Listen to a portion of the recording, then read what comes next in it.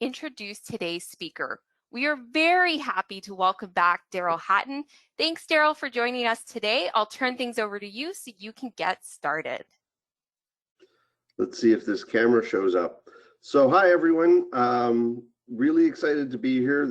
We're having this wonderful partnership with CharityVillage and helping provide the technology that'll power this the crowdfunding system for them, and being really happy to talk to our community in Canada and maybe a few from outside on what we can do with crowdfunding and how we can use it, particularly for end-of-year fundraising. So just so that you know, this is 2020 and stuff goes wrong. And so 15 minutes before we're starting here, internet went out at my house. So I am running on a hotspotted phone, and hopefully everyone will be able to see the presentation. The audio quality will be good enough. We did notice that the audio quality that we recorded last time was very good, even though some people were having trouble with it in the live form. So the recording is usually better, but I'm going to switch off the webcam so that we can hopefully reduce a little bit of bandwidth and go forward from there. So good seeing you, and then let's dive in and have some fun with this presentation. Now, just before I go on that, one thing, and the reason that the internet going out was even more challenging is we decided to try and do something risky today. We're actually going to do a live demo as well as talk you through slides on a presentation, because we thought that it would be really important for you to see and kind of feel what it's like to get one of these campaigns up and running. So there's a saying in the tech business, never start a demo with anything more predictive than watch this. So let's see what happens. Okay, so, you know, one of the things we really want to go forward with is within this year of the pandemic, is everyone's been a little bit concerned about, you know, what is going to be the attitude of donors, what is going to be the attitude of the community around fundraising in these difficult times, and how, with the changing landscape, do we go forward and get better results, even in this environment. So what we thought we'd do is, our agenda for today is really to talk about Giving Tuesday and year-end campaigns and present for you a little bit of a strategy around how we think that you can deal with it and why. Then we're going to go in and we're actually going to set up a crowdfunding campaign. We're going to talk about what does it take to make a crowdfunding campaign and the messaging around it in this time frame. And then we're going to show you what that looks like. And then once we've got that, we're going to go through a section on how do you promote your crowdfunding campaign and tap into the different forms of support that you have in your community at this point, and perhaps some options that you may not have thought of. And at the end, we want to summarize how crowdfunding will help you get better fundraising results and why it's different than what you might have thought. So apparently this is a common name that's out there right now. The decision is Giving Tuesday, year-end appeal. Should we do one? Should we do both?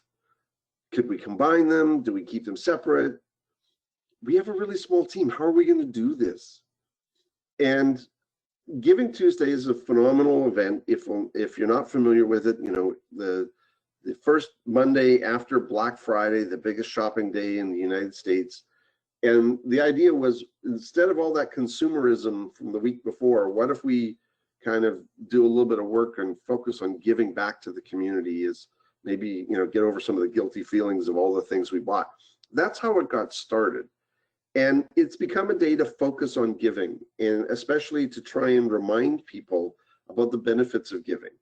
It's got a little bit sidetracked in that sometimes it seems like it's everyone just wanting to do a bit of you know, how much can we get out of our donor base in this time frame. But the real intention of it was to highlight how much giving there is and to show the generosity of what is going on in what started as the North American community is now the world. So, you know, this year, with the timing of Giving Tuesday, the relatively small size of a lot of charities that are trying to do something, and the noise in social media, I'll talk more about that in a sec. We think that your best strategy for this year is to combine your Giving Tuesday and year-end campaigns. And by doing that, what we mean is use the focus on giving that comes from Giving Tuesday to kind of kickstart your year-end campaign and drive people on the Giving Tuesday messaging to your campaign, but let that campaign run through the rest of your year. So hopefully get it off to a good lift to start. Okay, so the advantages of this, you don't have to split your focus and your budget. You can focus on having one message that is tuned to the current social, political, economic, health environment, and yet you can still get the benefit of both parts of this, the year-end and COVID. You can still participate in Giving Tuesday. This isn't about ignoring it. It's actually just about using it as leverage to help you launch your campaign and give yourself an entrance into the giving season here. The challenge with Giving Tuesday is that it's become very, very, very noisy, with everyone trying on the same day to get messages out about their cause and why it's important.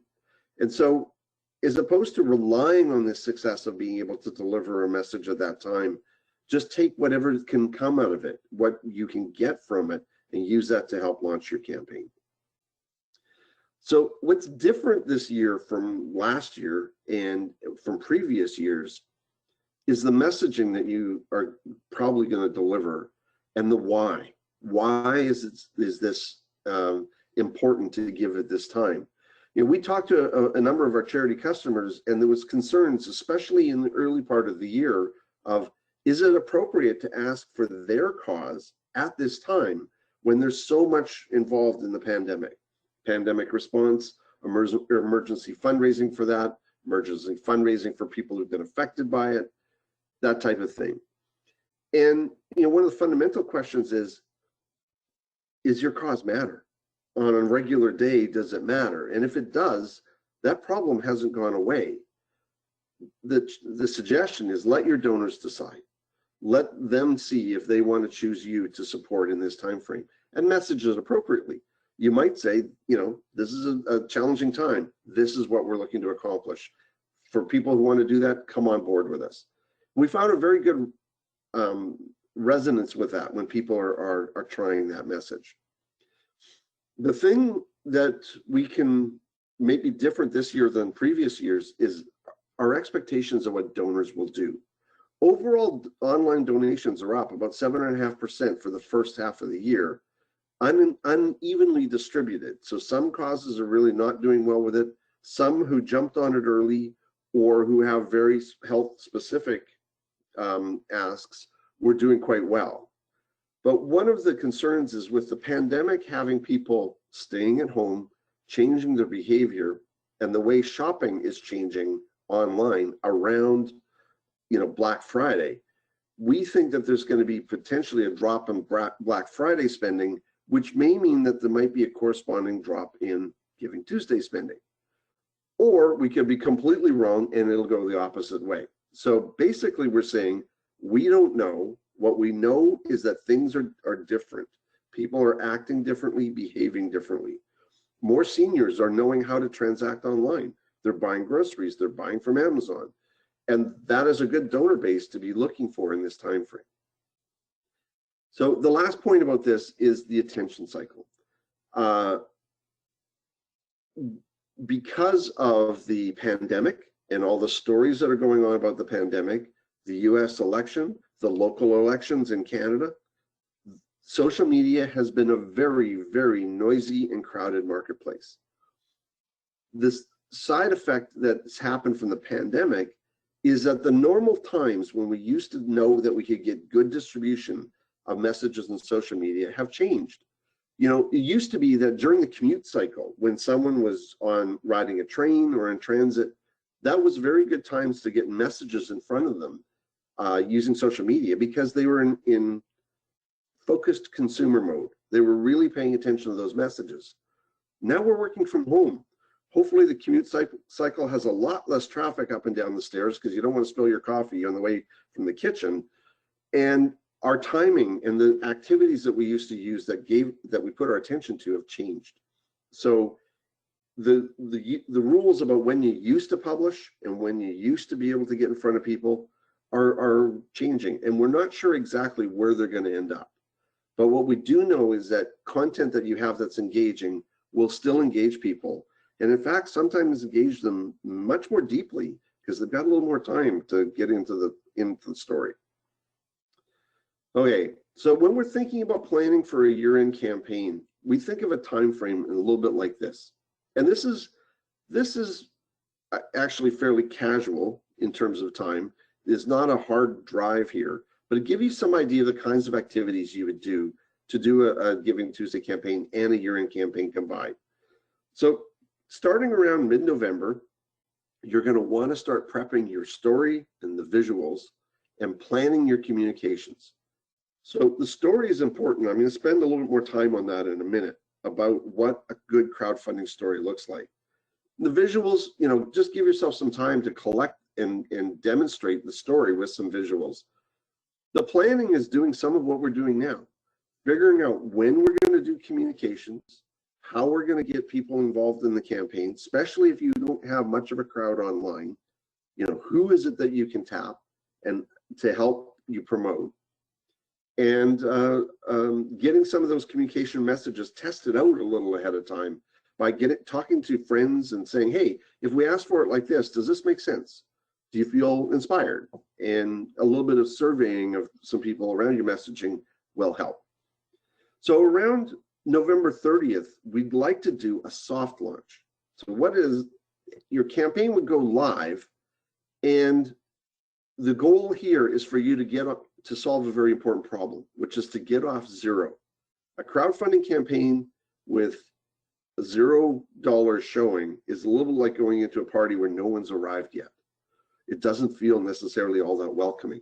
So the best thing you can do is to arrange to have some donors who are going to support you, line them up ahead of time, and get them to make a contribution to your campaign, so that when someone else arrives, they've got some social proof that your cause is important.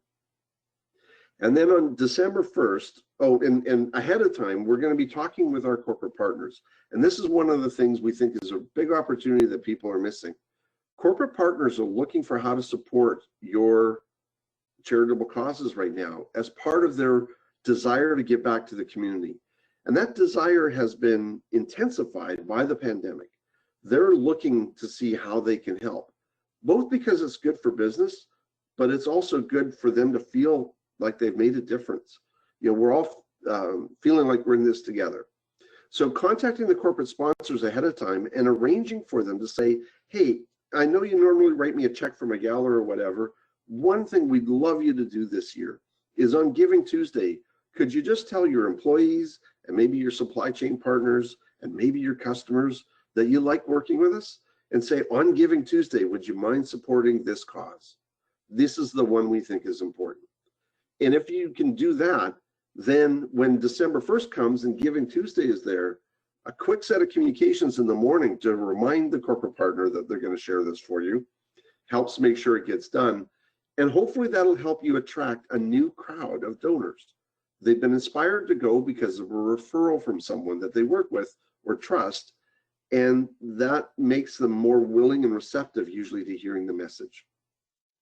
So over the course of December then, this campaign now is switching into your year-end campaign. The messaging is going to be consistently your year-end campaign, but hopefully we've been able to capture Giving Tuesday interest and activity to help support launching it. And so as you're going through your year-end campaign, one of the very important things is to continuously communicate with your supporters.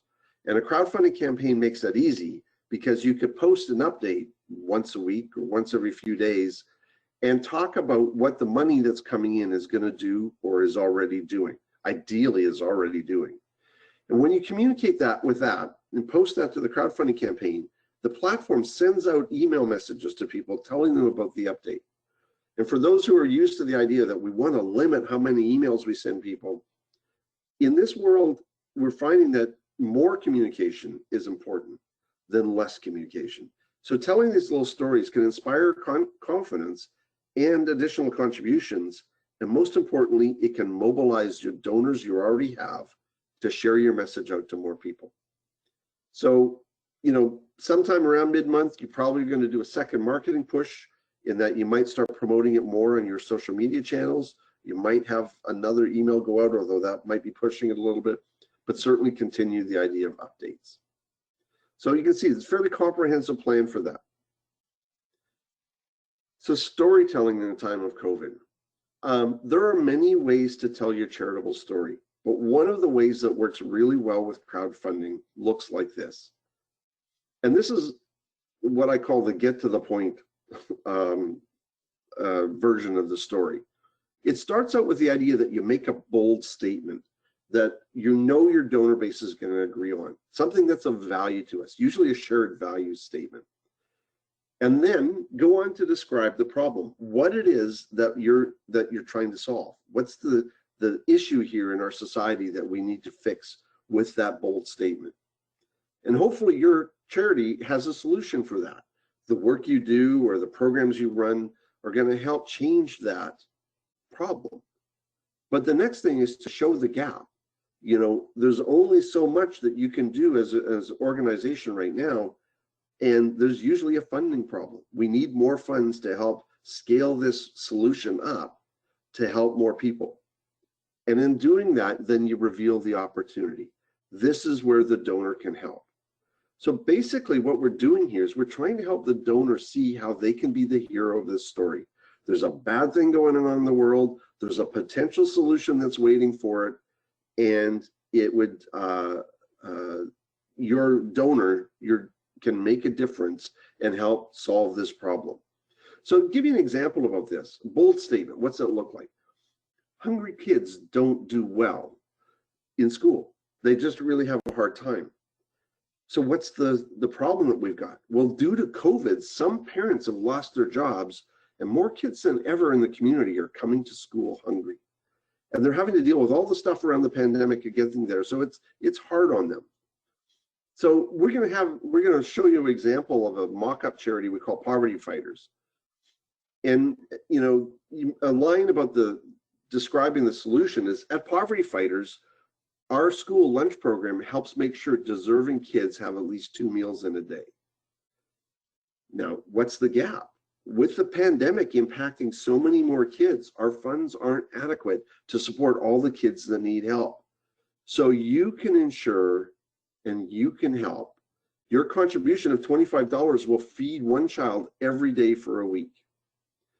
You can ensure that the child live their life in this developmentally important time and learn the things they need to do to have a high quality of life. So please give. We've gone through a statement, description, presentation of a solution, showed the gap where they can make the difference, told them how they can become a hero here. So how to set up a crowdfunding campaign. Basically, the first line in our first planning schedule there, plan your campaign content. What are you going to say this year that makes sense? Start a campaign and follow the 5 steps to actually go ahead and create it. You add your payment processing and organization information, and you're set to launch it. You know, the thing that's interesting about this is that it's free. There's no setup or you know, with CharityVillage's platform, no setup, no monthly fee, no annual fee, no maintenance fee. And in fact, you pay your payment processing costs with PayPal or Stripe, but otherwise it's free, because all the platform does is ask the donors if they'll help contribute a little extra to keep fundraising free for the charity. So let's set up a live campaign and show you what that looks like. And now here's where we jump off into the great unknown and see if this works. Hopefully now you'll see, there we go, see the CharityVillage website. Now, if you want to get going on a campaign and try it, we recommend you have kind of like a child's mind here and look at crowdfunding from the point of view, gee, I wonder what happens if I push that button. Wonder what happens if I push that button. Kids learn everything because they try everything. They learn so easily. So like adopt that kind of approach here and you'll be surprised at how well you'll do over a short period of time. If we scroll down here, you can see this line where we start fundraising. So we're going to click on that. I'm going to take you right into this. So here's the page that talks about what crowdfunding looks like. And there's some example campaigns here for you to check out. But we're just going to click on Start Your Free Campaign. And this is launching us right into the campaign builder. So the first thing we're talking about is a little bit about your story. What's your cause? Well, I don't know yet, so I'm going to fill this in later. I don't know what to say. Now, add a title. Help kids have lunch at school. I don't know, something like that. Lunch at school. Continue. Now it's going to ask me to sign in. Now, you can use Facebook or Google for signing in, or you can sign in with an email address and password. Now, I previously signed in this account because I wanted to show you something else. But normally, I would just create an account right here. So we're going to sign in here, and hopefully it remembers my password. And now I'm signed in. So the next part of our campaign creation is we want to tell our story in a little bit more depth. One thing to do is add a picture. So we're going to quickly jump over here, and I've got a cover image all set to go to load up into my campaign and keep kid working at school. And you know what? I don't know what I'm going to say about my story yet. So I'm just going to skip this for now. We'll fill it in later. So I'm going to continue forward. Okay, your location. I'm in Vancouver. I'm raising in Canadian dollars. The campaign type that we want is keep it all, where every donation comes in, I get to keep. And then a goal. I don't know, set of, let's see if we have a $5,000 goal here to make this work. And then do we set a deadline? So ideally here, we'd set the deadline to be maybe the end of the year. A deadline is there to help motivate your donors to give. It doesn't actually affect it as your point of view. If we don't create urgency for people, they tend to not do things. So this helps you create that urgency. I'm just going to leave it as a 30-day goal for now. And now when we come to this place, I'm going to sign up a new organization. I just want to show you what this looks like. So you put in the name of your organization, Poverty Fighters, and it says, what country are you in? Well, we're in Canada. And then it's going to ask you to provide some information about your organization. And, including your address, a logo to show up, your tax number if you're going to be issuing tax receipts, and to connect up payment providers, either Stripe or PayPal. Now, this only takes a few minutes to do, but that's all you need to set up your organization. But I'm going to cheat a little because I set it up earlier. So I'm going to pull in the Poverty Fighters organization that I've already created, and I'm ready to go. I save and continue, and my crowdfunding campaign is ready for me to take a look at. So if I take a look, what you're going to see now on the CharityVillage site here, it is showing us what we call an administrative coaching panel. This is where you get tips and tricks on how to make your campaign work better. So how to build a fundraising team to help you get more done, how to add a video to your campaign. And with the CharityVillage platform, your first campaigns you need to submit for review because they want to make sure that it's only charitable organizations. So who's this for? This runs for charities or nonprofits or social enterprises or unincorporated groups like sport teams and school groups with some care there. And typically from Canada, the US, the UK are the primary markets that are important for this platform. So if you're in there, this is the kind of platform for you. So this is what we created so far. We got a title on our campaign. We've got a cover image. You notice all the little pencil icons. This is where we can actually change stuff. So we could change our title. We could change our goals. We could change our cover image. Very simple and easy to make changes like this. Now there said, this is a social media summary. This is what we would say to the community about it in a very short form. So when you share on social media, we typically have very small snippets of text. to help explain. So I went and I wrote one of those up a little earlier, and I don't know, it's here somewhere. Maybe it's not. Well, I won't worry about that. First demo part of the fail, I'm missing a piece of my document for this. So it might just be hidden by, it's just hidden behind a window here. Sorry about that. Okay. So I'm going to go in here and change my social media summary. And we wrote up a little bit of text that kind of says, you know, kids come to school hungry. This affects our ability to learn. So we wrote that up. Now, you can see that the campaign is here, but it really doesn't have much of a story. So let's go back to what we did when we were planning out that story earlier. We said, what would be the get to the point kind of story? And I wrote that up in a little bit to save us typing time, because you don't want to watch me do that all day. So I'm just going to cut and paste this in.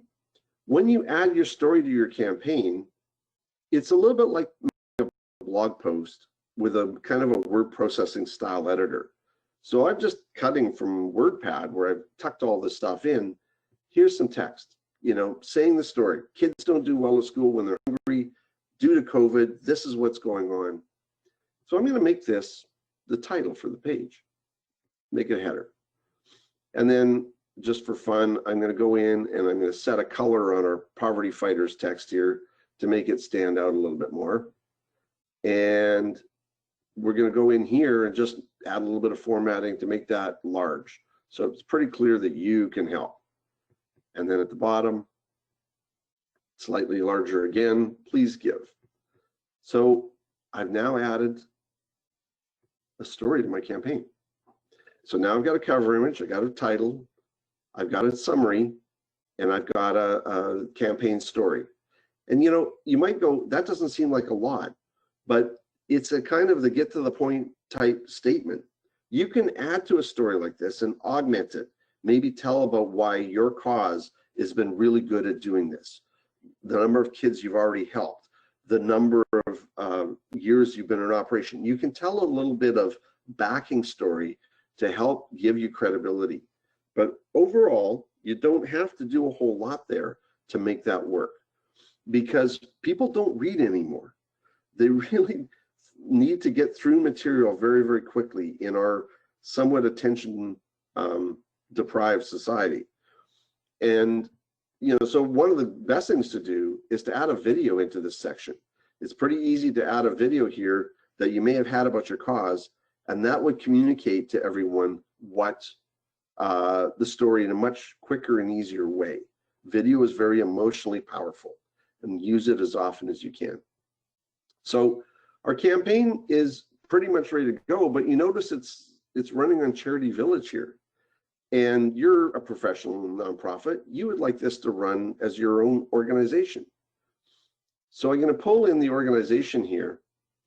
And one of the things in the organization menu is that you can change your theme. So I'm going to very quickly go in here and say, I want to use a custom theme. And I'm going to load up my logo. Very quickly find it here. Poverty Fighters logo. Now I could go in and I could change the background color of what's the header bar, and I could add a little menu to maybe add some links back to our home page. So if I said home, and then whatever the site is for whoops, which doesn't exist, by the way, if you go looking for it. I could set fonts. So using the Google fonts, we can match the font that's on your website. And then I can set my colors for my buttons. So these things have been all set for me. I'm good. I have a new design for my theme. And now you can see that my page looks like it's a Poverty Fighters homepage for the website. So when I go into the campaign, you can see here I'm navigating through, I can see the campaigns that are available. And oops, I think I got the wrong one, but it won't matter. Yeah, so you can see how a campaign page would look with that titling there. I'm going to go back because I picked the wrong one. And I want that one. And now when I turn it public here, this is more what it looks like to the regular Crew. So there's my campaign page. Because we'd already gone in and set up the organization details, it's all set to go. And so I would just submit it now to CharityVillage for review. And once it's submitted, it will automatically launch. So now, just to be the wizard in the back end, whoops, I'm going to quickly go over to the CharityVillage side and approve the campaign so that we can just move on here. And I want to show you what it looks like to launch this.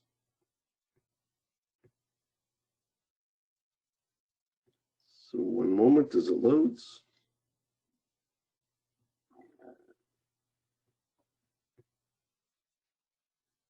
As you might imagine, there's a fair number of campaigns going on here. Okay, so we will approve it. And now an email would go out saying my campaign's ready. And when I come back to it, it's now launched. So you can see that the campaign is here. And that's great. So we've very quickly done up a campaign. I'm just going to show you one more thing, then we're going to get on with this. But if you contribute to this right now, it shows us some options for how much you can contribute. It prompts for the user's name and any comment they may want to make in social media, and it's offering to check out with either credit card or PayPal. So the total amount is showing, and the optional tip for the platform is shown there, and they can change that amount as a donor to something else or not to pay it at all. But this is kind of boring. It doesn't tell us much about how to make a difference in some kid's life. So let's really quickly show you what you can do with a crowdfunding campaign to add to it. I'm going a little quickly here, but I'm going to go into the campaign page and I'm going to add some longer descriptions of what the money would be used for. So if I go down here in my page, let the scroll catch up, we're going to add descriptive amounts. And so amount, well, we said $25 would buy a meal for a kid for a week. So I'm going to go grab an image of a meal, and I'm going to say, buy lunch for a child for a week. And then at a $50 level, we might say something like, buy lunch for 2 kids for a week.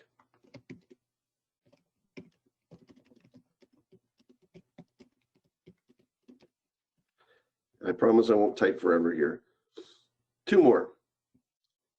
Add one in, and we're going to show. Now you can see I'm just using a little bit of kind of stock art here. It didn't have to have something even specially made up for us because it was all about something here. So buy lunch for a child for a month. And finally, you can guess $500, buy lunch for a child.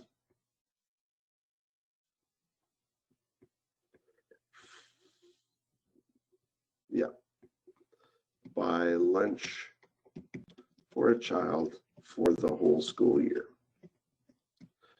Okay.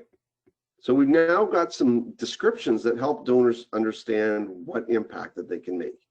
If we save the changes here, oh, by the way, just before, I'm going to go back to that because I think that's a question that many people ask, is if we go into this and go into our funding and deadline, can you do recurring donations? And the answer is yes.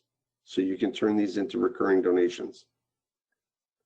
And in doing that, then you can get and build a community of donors. But we'll leave that off for now. Last thing I wanted to show you, and then we'll go back to the presentation. So if I'm going to go and contribute here, this is what it looks like. Now I'm contributing. I can see the amounts that I can do. So if I give $50 and I go to checkout, we're all set to go. So very quickly, we've shown, I mean, what did that take? About 7 or 8 minutes to get to the point where you can have a crowdfunding campaign going. The technology part of it needn't scare you if you've got a little bit of that child's mind approach to, I wonder what happens if I push this button. We worked very hard to make this platform intuitive and easy to understand so that you can very quickly do some pretty sophisticated things in your campaign page without having your technology people involved at all. You don't have to, this campaign lives, if you will, in the internet, is out there, and as a result, when your social sharing activity happens, it directs people back to this page automatically. So I'm going to stop sharing that for now and go back to our presentation.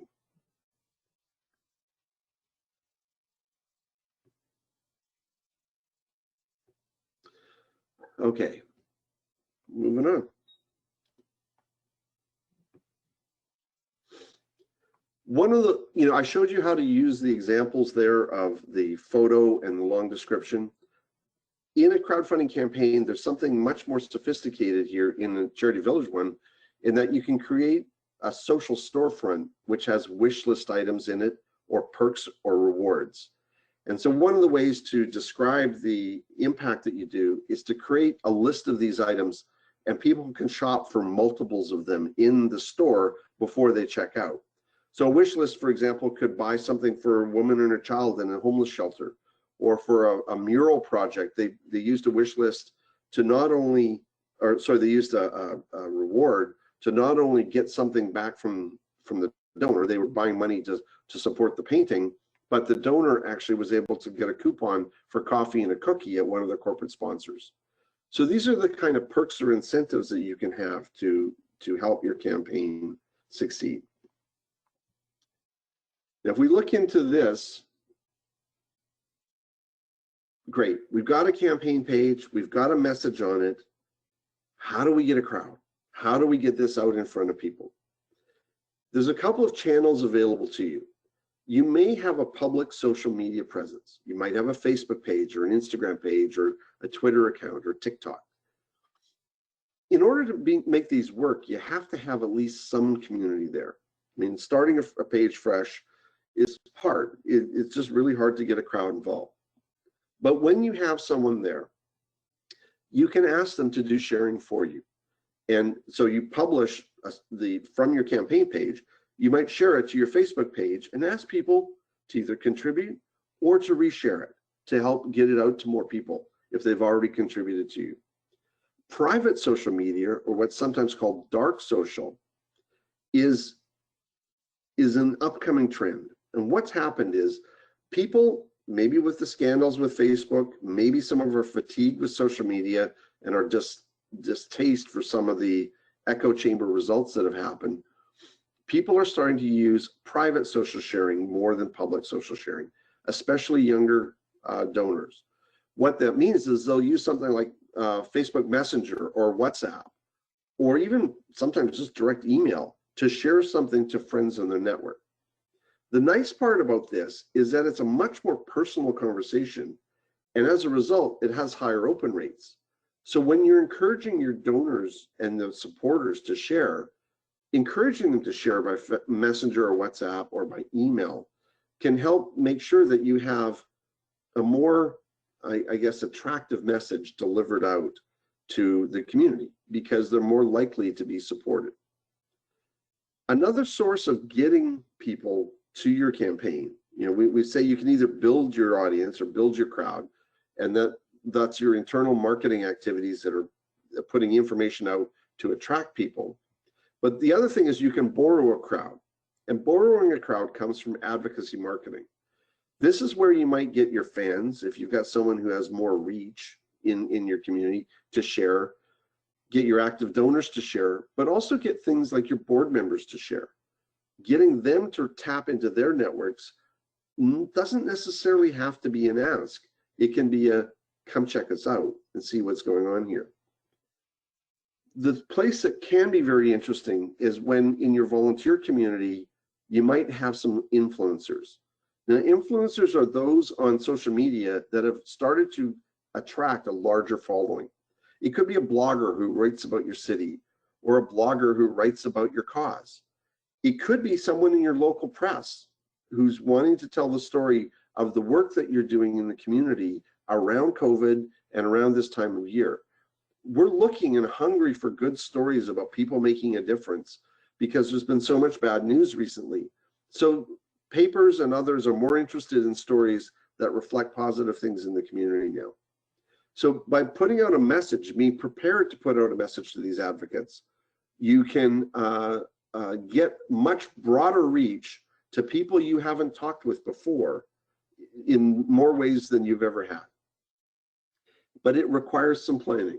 So make sure that you plan your communications to think about why these people would want to share your story, and then give them some material that they can share. And then finally, your partner network. We talked a little bit at the beginning about how with Giving Tuesday, your existing corporate sponsors might be willing to do more for you this year by simply asking them to share your message for you. Hopefully they'll give you a contribution as well. Hey, it's okay to ask for that too, obviously. But if they're not willing to give you more, if they say, what else can we do for you except write you a bigger check? Say, help us get our message out. On Giving Tuesday, for the end of the year, just tell people that you like working with us. And if you're looking to give on Giving Tuesday or for the end of the year, help your charity make a difference in the community. So lots of promotional activities that are available here. So kind of getting close to the end to wrap. Crowdfunding technology can help you get better results in your fundraising. To make it work, you have to take care of the story, the timeline, the images, your marketing and communications plan. What's your ask going to be? Like, what are the layers that people can contribute to that they know that they can feel like they're making a difference? A very important step in all of this, especially with online compared to offline, is we're an instant gratification society now. If we make a gift, get back to them really soon, like almost right away, and thank them for it. Because that starts to complete a cycle of satisfaction in the donor, makes them feel like they want to give. Didn't talk much about it, but you can set a goal for your campaign, and that goal is flexible too. When we talk about deadline being flexible, the goal is to give you something to shoot for. Some come to us and say, I'd like to run a $250,000 campaign as their first campaign. And our recommendation is start small, warm up your community, find some goal that makes sense that you think you can achieve. If you get there, bump the goal. Some of our customers, like Bloom Group in the beginning of the year, had set a goal of, I think it was $15,000, and blew through that, said, well, let's make it 25, blew through that, and ended up at $43,000 on the first campaign because they did a particularly good job of showing the impact. But they'd never run a campaign before. So there was a learning exercise that goes on. So those are the things you have to do. The platform takes care of creating a page that's actually a microsite. You saw that there was much more to the page in terms of there's content and activity feeds and things like that, that the platform does automatically for you. In the campaign page, it gives you one-click sharing, so it's much easier for you and your donors and others to share the campaign page and to see that multiply in social media. We didn't talk about it in there, but your organization can set it up to automatically deliver tax receipts out for contributions that come through the platform. If you don't want to deliver the tax receipts, you can collect the donor data from the donors and export that into your existing system like Razor's Edge or Salesforce or other donor management systems. Easy to do that. You get all the data all the time in your donor reports. It's always accessible to you. It's the data about your donors. And if you do the tax receipts, those are all shown online. They're compliant with CRA. We've had them looked at multiple times and approved. So we know we can do this well. The platform also takes care of automatic updates. And this requires a little bit of extra special care. One of the key things, as we said before, is to tell the donor their impact. After a short period of time of running your campaign, making a post that says how much money has come in and what that will mean, what kind of impact that will create in your community for the people that you're supporting, can inspire others to do that. Philippe at Harvest Project, which is a poverty reduction charity in Vancouver, made their first update a while ago. It just said how the money had been used so far. And they were pleasantly surprised to see that it inspired new donations the next night, like overnight. They had 4 new donors for a total of $2,000 of contribution from people they didn't already know. So it can, the system can work when you tell your donors the good work they've done. They like to share that, and that can bring more people to you. The platform also knows that it's hard to think of things to say sometimes. And so it'll automatically generate milestones when you achieve certain results. And that gives you story for sharing. And because after each donation happens, we automatically ask the donors to share the message out, it amplifies the impact of their gift and helps them bring new people. And a final little thing, you don't have to do this all on your own. You can have a team join you. So you can have multiple people within your organization with different roles and responsibilities. Finance can have more access to financial data. Your volunteers might be just there for promoting the campaigns, for example, but you can get more people involved. And if you take it at a much bigger level, there are many other features within the crowdfunding platform that you can use, such as peer-to-peer fundraising or do-it-yourself fundraising. We did a webinar last week that went into these with success stories in some depth. Really encourage you to check it out. But again, this is for nonprofits, charities, social enterprises, and people that are trying to raise money for important projects in the world. And there we have it. So we're opening it up for questions now, and I think Robin will jump back in and hopefully feed me some good ones. Well, I just want to say, obviously, Daryl, thank you so much again for such a great presentation. And we have been receiving some really great questions. So we have quite a few, so we'll try to get to as many as possible. Just a reminder, we are recording this session, especially the Q&A period. So if you have to hop off, you will receive the recording by latest tomorrow, which will include the Q&A period. Okay, so I've received a few questions, Daryl. Can you just go over the fee structure again? Someone had mentioned that they just came on when you were talking about it, and you'd mentioned, it's free, but are there any sort of hidden fees? Like, are there fees taken off the donation? Right. So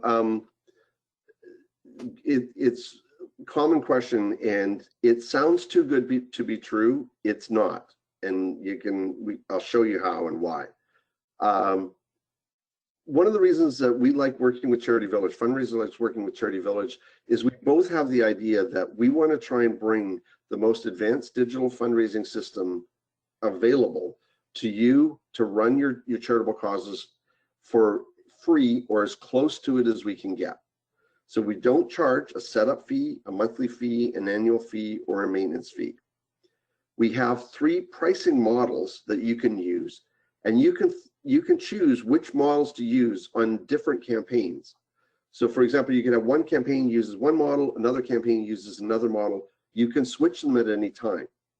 These aren't upgrades. They're just different ways of working with your community, because some communities like to pay for things differently than others. So the models we have are what we call free, standard, and pro. With the free model, the charity still pays the payment processing fee, whatever you're paying with Stripe or PayPal. 1.6 and 30 cents a transaction with PayPal, 2.2 and 30 cents with Stripe. Other than that, you don't pay any fees at all. There are no hidden fees for using our free plan. All we do to help us make money is we ask the donors if they'll leave us a little gift as part of the checkout process to keep fundraising free for you. About 65% of our charities use the free model because it's easy. The tax receipt is issued for the amount that the donor gave to you, and that little extra charge is there on the side. It's kind of like a Ticketmaster fee thing where people are kind of getting used to paying a little bit extra to help keep things rolling along here. So that's the free model. Standard model, we charge a standard 5% fee, and you pay your payment processing fees. This works really well if you've got a corporate partner who's paying fees for you, or a major donor or an anonymous donor who wants to cover the costs for you, because it makes it really easy for you to say, 100% of the cost of this goes to doing the work that we have. And then the final program we have is the Pro plan. And Pro, we charge the 5% fee and the payment processing fees. You have to pay those. But instead of the platform asking for a tip, we ask the donors if they'll cover the fees for you. And because the charity's asking, as opposed to us as a platform asking, about 90% of donors will cover transactions, especially when they're $100 or less, when they're smaller gifts. And this means that, ironically, the pro plan can be cheaper to run than the free plan because you get some of your payment processing costs covered. So we have a lot more information about this on the website, and always happy to show you exactly how that works. But there's no gotcha there. We work hard to make sure it can be free. Great, thanks, Daryl. We'll move on to our second question. Is it only charities that can issue tax receipts? And if so, does that affect if an organization cannot issue tax receipt? Has it been shown that that could affect the success of a campaign? It's a very interesting question up for debate. So, as far as we're concerned, charities on the platform, if they're authorized by CRA, IRS, etc., and are legally entitled to issue tax receipts, can do so. Groups, they sometimes might decide not to. We get hung up about tax receipts and expect that donors always want them, and that's not always the case. There's a huge number of the tax receipts that are issued every year that are not actually ever submitted to CRA, for example. And we'd like it to inspire people to contribute, but a lot of the time, if your impact that you're looking for is high enough, they don't care about the tax receipt. So when you can issue them, great thing to do it. But when you can't issue them, focus on what value you're delivering, what the program is doing, and you may find that it doesn't impact your results almost at all. Wonderful. And this leads to my third question. Does this platform create charitable receipts similar to Canada Helps and produces a record? And does it produce a record for CRA? It does produce a record for CRA. It produces, we use a templating engine that uses open document format files. So it essentially looks like Microsoft Word. You can edit the templates within Microsoft Word. So you can make the documents look the way you want it to look. But we just have to make sure that you include the required fields that are compliant for CRA. So for example, the date of the contribution and your tax number, the link to the CRA website that's required, that type of thing. So each individual transaction can include a thank you letter from you plus your compliant receipt. And we give you a complete register of all of those documents, and you can download them at any time. And in fact, the donor can download their own from their own account, which is so helpful in January when everybody's going, I've lost all my receipts. They don't have to call you to get the receipt back. They can look it up themselves. And that it really cuts down on the workload in the spring. Wonderful. That's super helpful. Okay, so we'll move on. We have a few more questions before we need to wrap up. Can you embed the fundraiser on your own website? There's a couple of different ways you can embed the campaign on your website. We have what we call smart widgets, which is a little piece of JavaScript code and a little piece of HTML web code that when you put it onto your website, will have the campaign run there with it showing a goal meter and your cover image and a view and a donate button. And in doing that, then when someone clicks on that campaign, it loads up over top of your website in a light box. So it's a really convenient way to add it in because you can cut paste that into the site in seconds, and then your campaigns are available there.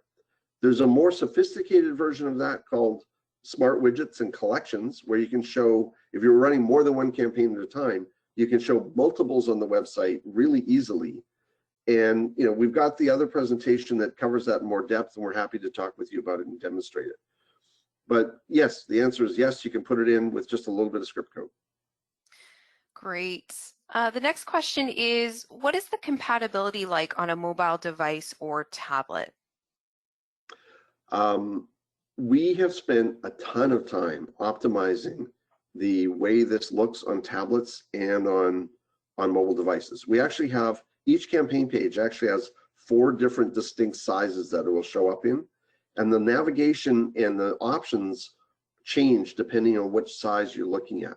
So for example, when you're on your phone, we sometimes want to have a little bit less information, and we want the navigation to slide out of the way so that it's a better experience for when you're thumb scrolling up and down.